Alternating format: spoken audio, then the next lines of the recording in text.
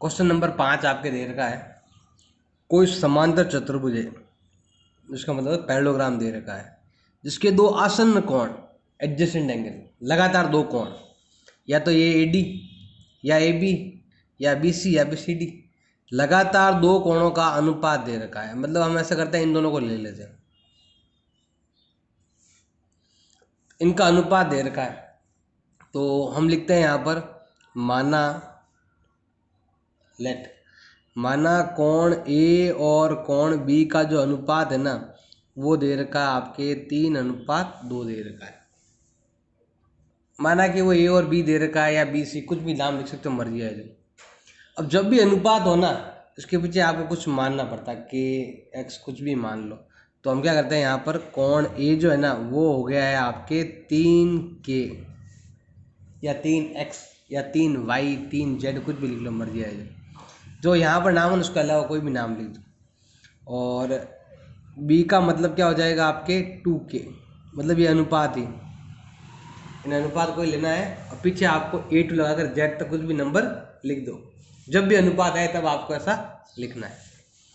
अब मैंने बताया था कि लगातार दो आसन्न कोणों का योग हमेशा कितना होता है, 180 होता है। तो हम यहाँ लिखेंगे दो आसन्न कोणों का योग, आसन्न कोणों का योग, sum of two adjacent angle of parallelogram equal to कितना होता है, 180 होता है। दोनों को जोड़ो तो कोण A प्लस कोण B का जोड़ कितना होता है, 180। A कितना है आपके 3K, B कितना है आपके 2K इजिकल टू 180। दोनों को ऐड करते ही 5K हो जाएगा, 3K plus 2K is equal to हो जाएगा 5K इजिकल टू 180। मल्टीपल का हो जाएगा डिवाइड में, तो K का वैल्यू आएगा 180/5, तो ये डिवाइड जाता है 36 बार। ये आ गया K का वैल्यू। अब ये K का वैल्यू है, हमें दोनों एंगल फाइंड करने हैं, तो हम क्या करते हैं, यहाँ पर हम दोनों एंगल फाइंड कर लेते हैं। सबसे पहले हम एंगल A फाइंड करते हैं, तो 2 का 2, और K का वैल्यू यहाँ पर आ रखा है 36 का डबल 72। फिर हम B फाइंड करते हैं, जो ये दे रखा आपके, लेकिन ये B पहले फाइंड कर लिया, B है 2K, तो इसका मतलब A कितना है आपके 3K है, तो 3 × 36 करेंगे तो कितना आएगा आपके 108। दोनों को जोड़कर देख लो आप, 180 आता है। इसका मतलब एंगल A आपका 108 है, और एंगल B जो है ना वो 72 डिग्री है। देखिए 2K और 3K थोड़ा ध्यान रखना आप। क्वेश्चन नंबर 6 आपके दे रखा है कि दो आसन्न कोण क्या है, बराबर है। इस बार आसन्न कोण मतलब ये वाला, अभी करवाया ना सेम क्वेश्चन नंबर 5 में वो वाला। तो ये दोनों कोण बराबर, ये बोल रहा है दोनों कोण क्या है, बराबर। ये बराबर तभी होता है जब आयत होता है, तो आयत के अंदर होता है ये, और आयत को भी समान चतुर्भुज कहते हैं हम, रेक्टेंगल में से होता है। तो ये दोनों कोण बराबर है, तो बताओ इसका माप क्या होगा। सभी कोण ज्ञात करने हैं, सभी कोण पहले ये दो ज्ञात कर लो, बाकी सब आ जाएंगे, क्योंकि आमने सामने के क्या होते हैं, बराबर ही होते हैं। तो नियम है, कोण A और कोण B का वैल्यू कितना होता है, 180। अभी लिखा है लाइन आपको, आसन्न कोणों का योग कितना होता है, 180। अब देखो ये कह रहा है कि दोनों बराबर है, बराबर मतलब अगर ये आपका x है तो ये भी क्या होगा, x, दोनों बराबर है।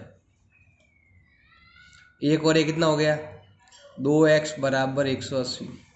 तो x का मान कितना आ गया, 180/2, कितना हो गया, 90। x किसका मान है, a का भी, x का मान है b का भी। इसका मतलब है कोण A बराबर हो गया 90, और कोण B भी कितना हो गया भाई आपके 90। अब CD याद करना है, तो कोण A और C क्या होता है, बराबर। आमने सामने के कोण हमेशा क्या होते हैं, बराबर। क्यों होते हैं, तो लिख सकते हो, ये क्या है, एक सम्मुख कोण है। तो A का मान 90, तो C का मान भी 90। अब हम ये दोनों लेंगे, B और D। B और D भी क्या होते हैं, बराबर होते हैं। कारण क्या है, यही सम्मुख कोण, ऑपोजिट एंगल ऑफ पैरेललोग्राम। इसीलिए B अगर 90 है तो D भी कितना होगा भाई आपके 90 डिग्री। ये केवल रेक्टेंगल में होता है, आयत में होता है ऐसा। वैसे भी समान चतुर्भुज को हम आयत भी कह सकते हैं, तो इसीलिए ये चारों कोण हमने ज्ञात कर लिए। ये दे रखा है क्वेश्चन नंबर 7 आपके। इसमें लिखा हुआ है कि संलग्न आकृति हॉप, मतलब ये वाला डायग्राम, एक्स वाई जेड ज्ञात करो। ये हमने पहले ज्ञात भी किया हुआ है, सेम क्वेश्चन ही है, कल ही किया था क्वेश्चन नंबर 3 में, सेम क्वेश्चन जैसा ही है आपके। तो सिंपल है, देखो क्या करना, इसने कहा है साथ में आपको 2 गुण भी बताने हैं, मतलब प्रॉपर्टी बतानी, कोई भी 2 पीछे लिखना है, क्यों बराबर है, किस लिए बराबर है, इसलिए आपको ऐसा लिखना होता है। तो हम क्या करते हैं, सबसे पहले ध्यान लगाना, सबसे पहले हम क्या करते हैं, ये वाला ज्ञात कर लेते हैं, अंदर वाला। तो इसको हम क्या करते हैं, डब्लू मान लेते हैं यहाँ पर। तो मैं यहाँ लिखता हूँ कि डब्लू प्लस कितना 70 इजल कितना होता है, 180 होता है। क्यों होता है, लीनियर पेयर, रेखिक कोण युग्म, लीनियर पेयर कारण होता है, मतलब लगातार ना सीधी लाइन है 180 डिग्री की। 70 उधर भेज दो, तो डब्लू का वैल्यू कितना आएगा, 180 माइनस 70 कितना हो गया, 110 डिग्री हो गया। तो देखो मैंने पहला यूज में ले लिया गुण, मतलब पीछे क्या कारण आपको लिखना हो कुछ नहीं। अब देखो आमने सामने के कोण क्या होते हैं, बराबर होते हैं। तो एक्स और डब्लू क्या होगा, आपके बराबर होगा। क्यों होगा, सम्मुख कोण, दूसरा गुण हो गया। सम्मुख कोण मतलब ऑपोजिट एंगल ऑफ पैरेललोग्राम, या लिख सकते हो समांतर चतुर्भुज के सम्मुख कोण, ऐसे भी आप लिख सकते हो। तो जितना डब्लू उतना ही एक्स, डब्लू कितना 110, तो एक्स भी कितना 110 ऐसे। थर्ड लेते हैं हम, यहाँ से लेते हैं, देखो ये वाला और ये वाला, जैसे आप चाहो ये ले सकते हो, ये पूरा और ये 70, मतलब हम लिखेंगे यहाँ पर z प्लस 40, ये बराबर होता है इसके, क्यों होता है, संगत कोण, कोरस्पॉन्डिंग एंगल। तो ये रेखा और ये रेखा समांतर है ना, इसलिए ये और ये कोण, मतलब इसका भी आगे वाला, इसका भी आगे वाला कोण बराबर होगा। या फिर इसकी और इसकी जोड़ कितनी होती है, 180, ऐसे भी कर सकते हो। अब देखो इस 40 को उधर भेज दो तो जेड का मान आ जाएगा, 70 माइनस 40 कितना हो गया, 30 डिग्री, ये भी आ गया। अब वाई ज्ञात करना है। जब भी रेखाएं समांतर होती है तो एक कोण इधर का और एक कोण इधर का क्या होता है, बराबर होता है। तो बताओ वाई का वैल्यू भी कितना आ गया आपके, 40 डिग्री। क्या होता है आपके, अंतः एकांतर कोण, जिसे हम बोलते हैं इंटीरियर अल्टरनेट एंगल, एक इधर का और एक इधर का, दोनों क्या होते हैं, बराबर। तो हमने एक्स भी निकाल दिया, वाई भी निकाल दिया और जेड भी निकाल दिया। क्वेश्चन नंबर 8 इसमें दे रखा है कि दोनों ही क्या है, ये वाला और ये वाला, दोनों ही क्या है, समानांतर चतुर्भुज, दोनों क्या है, समानांतर चतुर्भुज दे रखे हैं। तो उसके नियम लगा सकते हो। ये कह रहा है हमें एक्स और वाई ज्ञात करना है। तो समांतर का नियम क्या है, आमने सामने की भुजाएं क्या होती है, बराबर। ये भुजा इसके बराबर, ये भुजा इसके बराबर। तो मैं यहाँ पर लिख सकता हूँ, क्या नाम लिखेंगे हम, ये दोनों बराबर है, क्या नाम है, जी एस बराबर है यू एन। क्यों बराबर है, समानांतर चतुर्भुज की सामने वाली भुजाएं की सम्मुख भुजाएं, ऑपोजिट साइड ऑफ पैरेललोग्राम। अब अगर ये जितना है उतना यही होगा, जी एस कितना है 3x है और ये कितना है 18 है, मतलब अगर ये 18 तो ये भी 18, तो ये 18 ये 3 दे रखा है, क्या कम पड़ रहा है, इससे गुणा करेंगे 18 बन जाए 6 से, मतलब ये गुणा किस में हो जाएगा, भाग में। इसका मतलब है x का मान हो जाएगा 18/3, कितना आ गया 6, मतलब 3 का 3, x का मान यहाँ कुछ नहीं है ना, बीच में गुणा करते हैं यहाँ पर, ये देख लो, ये भी 18, ये भी 18, इसका मतलब x की जगह क्या आएगा आपके 18 आएगा। अब सेम चीज़ अब आपको इसके सामने लेनी है, ऐसी जी यू और एस एन, तो हम यहाँ लिखेंगे जी यू बराबर है एस एन। क्यों बराबर है, सेम, समांतर चतुर्भुज की सम्मुख भुजाएं, यही कारण। अब ये तो दे रखा है कितना आपके 3y माइनस 1 और ये दे रखा है आपके 26, सॉल्व करो y का मान आ जाएगा। तो देखो ए को उधर भेज दो, माइनस किस में हो जाएगा आपके, प्लस में हो जाएगा। कितना हो गया 27, जोड़ दो। ये गुणा है तो किस में आएगा, भाग में। तो y का मान आ जाएगा 27/3, कितना हो गया 9। तो x का मान 6, y का मान 9। अगला आपके ये दे रखा है, इसके अंदर देखो आपके x y याद करना है। तो देखो इधर दो दो मान याद करने हैं। और देखो यहाँ पर हम क्या करते हैं, यहाँ पर बीच में कोई पॉइंट ले लेते हैं। नियम बताया हुआ है कि समांतर चतुर्भुज के विकर्ण एक दूसरे को दो भागों में बांटते हैं, बाइसेक्ट ईच अदर। इसलिए क्या होगा, देखो पहले ये लेंगे, ये क्यों लेंगे, इधर केवल एक ही मान याद करना है, इधर आपके दो दो मान याद करने हैं। तो यहाँ पर लिख सकते हैं, कारण क्या लिखोगे यहाँ पर, समांतर चतुर्भुज के विकर्ण जो होते हैं वो क्या होते हैं, परस्पर समद्विभाजित होते हैं।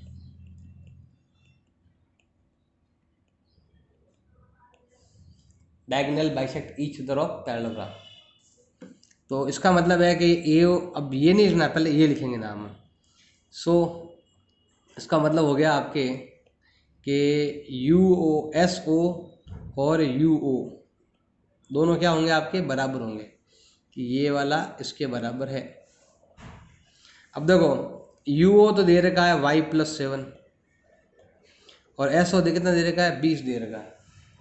घटा दो उधर ले जाकर, तो y का मान क्या आएगा, 20 - 7, कितना आ गया 13। अब ये कि ये चीज़ हम इधर से करनी है आपको, तो हम क्या करते हैं, सेम चीज़ लेते हैं, इस बार इन दोनों को लेते हैं, ये और ये वाला NO और RO। तो हम यहाँ लिखते हैं, क्या नाम लिखेंगे यहाँ पर, NO एंड RO। ये भी क्या होगा आपके बराबर होगा, सेम चीज़। NO तो दे रखा है यहाँ पे कितना, x+y, और RO कितना दे रखा है 16।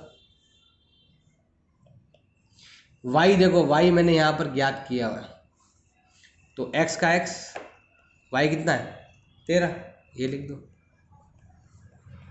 इसको उधर भेज दो। तो x का मान क्या आएगा, 16 - 13, कितना आ गया 3। तो y का मान 13, x का मान कितना आ गया 3, ऐसे। तो ये मैंने इसलिए पहले ज्ञात किया क्योंकि इसके अंदर एक ऑलरेडी दे रखा था, इसके अंदर क्या था, एक गायब था, इसलिए हमने पहले ये ज्ञात किया, फिर ये वाला कर लिया। इसमें हमें x का मान ज्ञात करना, हम क्या करते हैं यहाँ पर, पहले बीच में कुछ नाम लिख देते हैं यहाँ पर। माना कि यहाँ पर क्या होगा, सेंटर दे रखा ना, इसको हम क्या मान लेते हैं, O मान लेते हैं। तो पहले हम क्या करेंगे, ये त्रिभुज याद करना है, OES, ये त्रिभुज ले रहा हूँ मैं, इधर E है, इधर S है, इधर O है, ये आपको क्या करना है, ज्ञात करना है। तो हमें इसके लिए हमारे पास ये कोण होने जरूरी है, ये वाले कोण होने ज़रूरी है। तो इजी मेथड भी है, थोड़ा हार्ड मेथड भी है। आप चाहो तो पहले ऐसा कर लो, आमने सामने कोण क्या होते हैं बराबर, इस टाइप से भी कर सकते हो। इजी, सबसे इजी बताता हूँ आपको, सबसे शॉर्ट मेथड बताता हूँ आपको। ये करोगे तो कोई 180 से घटाना पड़ेगा, इससे इजी आपको बताता हूँ मैं। तो थोड़ा सा आप ध्यान देखो, समझ में आ जाएगा आपके। सबसे पहले देखो हम क्या करते हैं, यहाँ पर लिखा हुआ है, ये क्या है, समांतर चतुर्भुज है। कौन सा वाला, ये वाला, ये नाम का क्लू। तो अब सबसे पहले लेते हैं, क्लू से स्टार्ट करते हैं। तो हम यहाँ लिखेंगे CLUE, एक क्या है, समांतर चतुर्भुज है, ये एक पैरेललोग्राम है जिसके आमने सामने के कोण क्या होते हैं, बराबर। तो हम क्या करते हैं, यहाँ पर हम ये लिखा हो ना, इसको हम y मान लेते हैं। तो हम क्या लिखेंगे यहाँ पर, y किसके बराबर होगा, आपके 70 के बराबर होगा। क्यों होगा, सम्मुख कोण,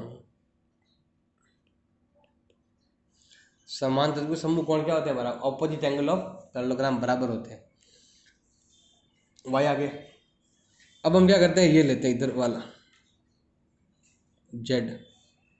मैंने बताया हुआ है कि जब भी रेखाएं क्या हो समानांतर, तो ये दोनों कोण क्या होते हैं, ये भी इधर का और ये भी इधर का, इसलिए z का मान क्या होगा आपके 120 डिग्री होगा, क्योंकि रेखाएं क्या है आपके समानांतर है, R के समानांतर है आपके किसके, IS के, क्योंकि लिखा हुआ ना। रिस्क क्या है? समांतर त्रिभुज। इसे हम ये दोनों बराबर क्यों है? कारण क्या लिखोगे? संगत कोण। अब नियम है, थोड़ा सा आपको त्रिभुज पर ध्यान देना है। तो त्रिभुज पर ध्यान देना, इस त्रिभुज पर देखो नियम है कि त्रिभुज के दो कोणों का योग, ध्यान देना, ये त्रिभुज ले रहे हैं हम। त्रिभुज के अंदर वाले ये वाला और ये वाला, इन दोनों का योग इस बाहर वाले कोण के बराबर होता है। तो हम लिख सकते हैं x plus Y equal to Z. तो हम यहाँ लिख देते हैं x plus Y equal to Z होता है, जिसे हम कहते हैं बहिष्कोण। या फिर एक तरीका और भी है, इसका और इसका जोड़ कितना होता है आपके? 180 होता है, घटा दो, फिर ये बराबर तो आपका आ ही गया है। अब तीनों योग्यता हो तो 180 उससे आप कर सकते हो चाहो तो,